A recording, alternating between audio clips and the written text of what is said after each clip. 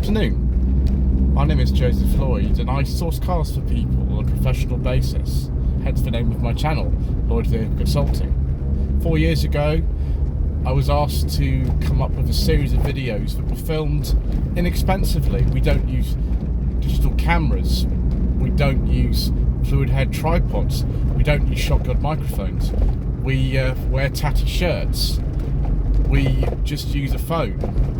But we look at cars that you can buy for a budget up to £1,000 only, and we very much enjoy ourselves. These are cars that might be in cosmetically bad condition. You might see oil leaks, rattly dashboards and cosmetic imperfections, but we go all over the country and we find these very inexpensive cars that you all seem to enjoy watching.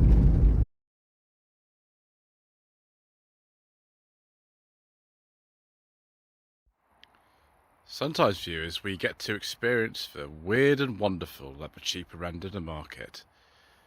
And yes, here we are, no exception, a 1997 Daihatsu Move Plus with the 3-speed automatic gearbox.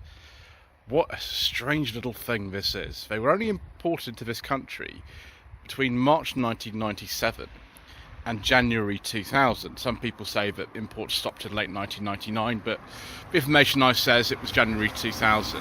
Production, I think, had finished by 1998 for this first generation Move. Now, we didn't get the second generation Move in this country. Well, we did. We didn't get it in a Daihatsu badge. We got it in sort of like a facelifted form as the Producer Canary, which lasted until 2009. So, yeah, K dimensions, absolutely tiny little thing. It doesn't feel that small inside, because the headroom is utterly ridiculous. Somebody who owned this car previously decided to paint it in non-standard colour scheme. So the bumpers have been painted sort of like a black, and it'll be sort of stripped around the most of the body, which is in black with a little gold pinstripe either side of it as well. And the front bumper's also been painted black. It would have been an all-silver one originally. The review that Ginny Buckley did for Men and Motors in 1997 of these, which he drove around Rome, you can see it's a red car and it has these sort of silver bumpers and things on it. Extraordinary thing. I mean, I don't know why someone in June 97, it was about 3 months after it was launched, decided to go down to their local Daihatsu showroom and say, yes, I want one of those. But they did. The number plate's also been changed on this because the standard UK plate actually interferes with the radiator. So John, who owns this car, has changed it for a like a square one, which is fine because the imported ones of these, there were some JDM specification ones imported as well.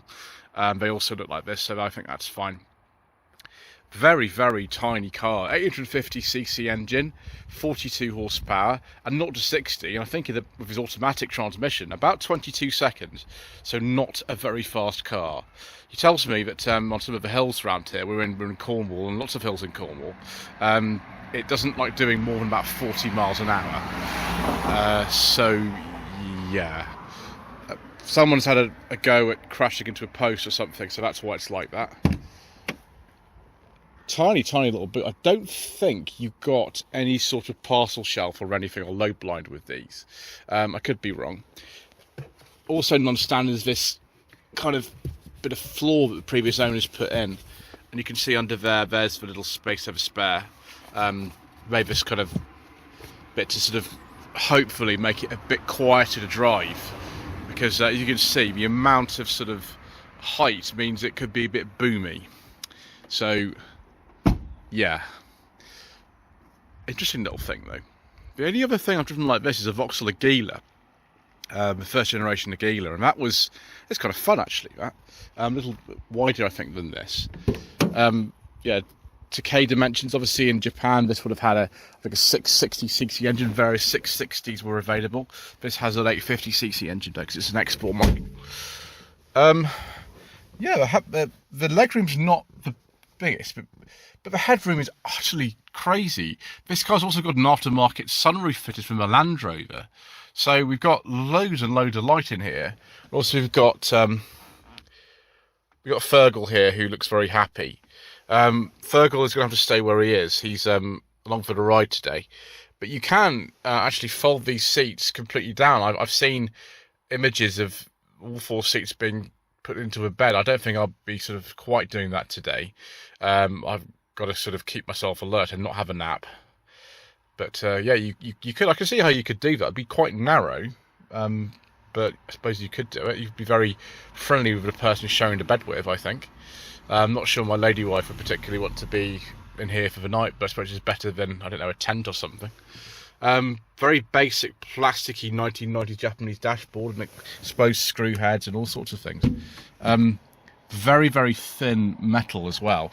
No side airbags or anything like that. You probably don't want to crash one of these, viewers. That's be my advice. Do not crash a Daihatsu Move. Just don't do it. Yeah, very easy to get in and out. I mean, if you've got anybody who's got mobility issues or anything like that, it would be fantastic for them. But yeah, in the slow car club, of course. Mirrors are a bit like a Land Rover as well. So 3-speed auto.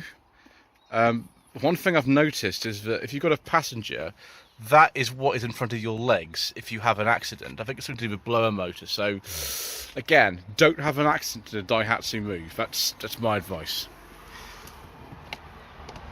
We have a very, very interesting little brochure here. I'll just show you this quickly. This is from back in the day. There is Einstein there. But so as I said, the Move actually would look like this as standard. It wouldn't have this kind of black paint on various bits of it. It would have the silver paint, even if it was a silver one. It's a very, very 90s thing, isn't it? This kind of little thing here. I've airbag, engine mobiliser. This is a plus model, so you get things like air conditioning in it. Yeah, I'll just see if actually. There we go. Look, 225 litre boot. I've been trying to find a boot a capacity figure for it, but there we go. It's showing how much space is actually inside this tiny little car. The manual, 53.3 miles per gallon on the extra urban cycle. It's only a 3-cylinder engine with 42 horsepower. Yeah, so you get central locking, stereo radio cassette, that's been changed. Twin door mounted speakers, a rev counter, and aerial, mud flaps, and colour keyed bumpers that have been changed. Yeah, I mean, it looks kind of exciting like this. So Daihatsu clearly knew the sort of market that they'd be having with this. Let's just see here. Do we actually have even performance figures on here at all? I don't think we do. I don't think you have any performance figures because they knew it was not going to be very good. Yeah, probably I'd prefer the manual, but this is the auto, and there's all the sort of extra features on there that you got. Electric window, central locking, and a stereo radio cassette. We don't have power steering, actually. We don't have power steering in this car at all. Not that you particularly need it. I mean, it's a very light little thing, this. Some of you will think this is the best thing you've ever seen in your entire life. Some of you will be absolutely and utterly terrified by something like this. I'm sort of in the middle. I kind of understand that actually, for most people, you don't really need any more than this in your daily life and your little, trips to work and things. This will do you fine. But others of you will think, well, that's I might need something else for other reasons as well, and I understand that too. So here we go. It's the little 3-cylinder 850cc engine generating 42 horsepower. On the Japanese domestic market models, there were 660cc engines, some of which had turbos, I think. But this is the only powertrain offered in Europe.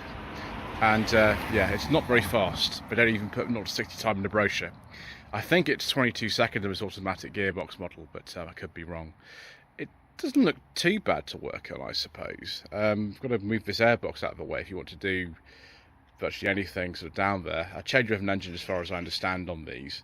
Daihatsu engines, and there's a Daihatsu engine in things like the Toyota Aygo, C1, and Peugeot 107, all of which were launched about 2005, I think, 2004, 5, I think we were launched.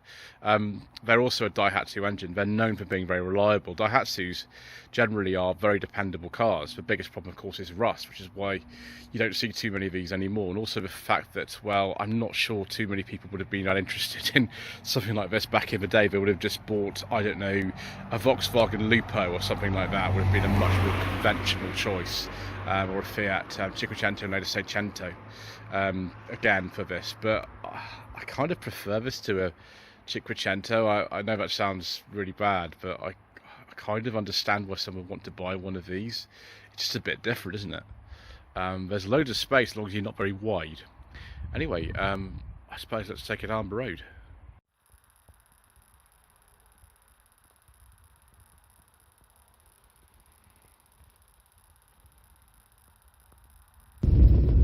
Right, viewers, Shark and I are going out for a little drive. From rest it seems, I suppose, sprightly enough. Got to remember there's no power steering in this, we don't need it particularly, but it's just a bit of a shock when you turn the wheel and you realise it's not there. So yeah, the biggest problem is feeling just like everybody's looking at you when you're driving this. I mean, you might be one of those sort of people who likes everybody to look at you when you're driving around. I don't think I particularly am. The amount of headroom is absolutely insane. I can barely touch the roof. But that's fine. I mean, it's not a problem or anything. 0 to 60, as I said, I think 22 seconds in this. It could even be more than that. So we're not going to go on the bypass today, because we're just going to have a leisurely drive. It's just quiet enough, I suppose. Suspension feels a little bit on the firm side. I don't know why. Maybe it's because it's a really small car. I'm not quite sure why. I can't really hear too much 3-cylinder noise. I was expecting a bit more from this car, but there we go. We're going to come to a roundabout soon, and we'll see actually how it handles around there. I'm hoping it's, well, we've got quite narrow tyres, and we don't really have a lot of width, so it might feel a little bit scary because it's such a high car, this. But we'll just try and see what happens. Oh, actually it corners really flat. I'm actually quite surprised. I thought it was going to feel a lot worse than that, like an old HCV or something like that, but it doesn't do that. The ground position is quite weird. It's very, very upright. The seat's very high off the ground as well, but I suppose that's all you can do when you've got a limited amount of space to fit things in. It's got to get used to the indicator on the right, but I drive so many cars that are like that these days that it doesn't bother me really. Yeah, steering is perfectly fine on the move. It's not the most communicative, even if it has got your power assistant. It's fine. This 3-speed auto is interesting. I'm not sure what else to say really. I mean, what you need really is one of those sort of mirrors that they had on a lot of Japanese specification cars in the 1990s to be able to see where you're going when you're parking, because although it's absolutely tiny, the lady wife of the previous owner still managed to crash it into a post, so maybe that's what you want, and also it makes it look a certain way. Not so much the way the car drives or anything, I'll just be quite glad to not be in this. I think John is maybe a bit more of an extrovert person than I am, and he likes kind of things which stand out an awful lot, and you do stand out in this a huge amount. In Japan though, they sold an absolute boatload of these. They sold 1 million of this shape between 1995 and 1999 in total. So it was actually quite a popular car, even if it wasn't necessarily the first choice of many people in Europe. But I'm very grateful to have driven one of these. It's absolutely sort of classic no budget reviews, isn't it?